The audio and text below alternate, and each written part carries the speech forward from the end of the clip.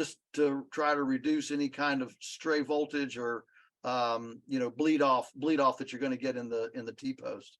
Gotcha. Okay, yeah. So we're definitely going to start implementing that. And one thing that we put around the property was a huge chain link fence because the dog that I actually have right here. So I apologize if there's a little noise that happens in between. But the dog that I had right here, she was actually a farm dog. We were in the process of putting up our chain link fence. She had a 6-foot chain link fence around her area, and there was a mountain lion that actually went in there. And so that was actually, believe it or not, the only issue that we've had with predators leading up to this point, although there is a lot of coyotes and everything like that, stray dogs in the area. So the chain link fence has been, decent. And that's another thing that I feel like this electric wire will do a good job as, when predators come in, all it takes is 1 or 2 good shocks and they're going to, Yeah, yeah, clear a bit in the future.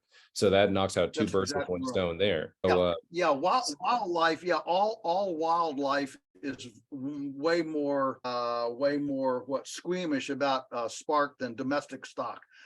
Domestic animals kind of, I guess it's because they're around us or whatever, and they're it takes more spark to get their attention. But wild animals, it doesn't take much spark to get their attention. Gotcha. And another thing is like we deal with such extreme heats out here. So it'll go to, 110, 115, and then in the wintertime it'll be 28 degrees. Like I'm saying with the wind, it'll go, 50, 60 miles per hour. So that's another thing is just the wind. It's understandable. We're going to actually start using some containers and building out structures out of those. It seems like that's been something that has been rather durable for, the weather conditions. And another thing is, with our structures, a lot of stuff just gets blown away. And over time, a couple seasons, it hasn't been able to hold up the way that we wanted to. If you guys like this video and wish to see more, please subscribe to our YouTube channel or consider following us on Instagram at Flores Valley Farms.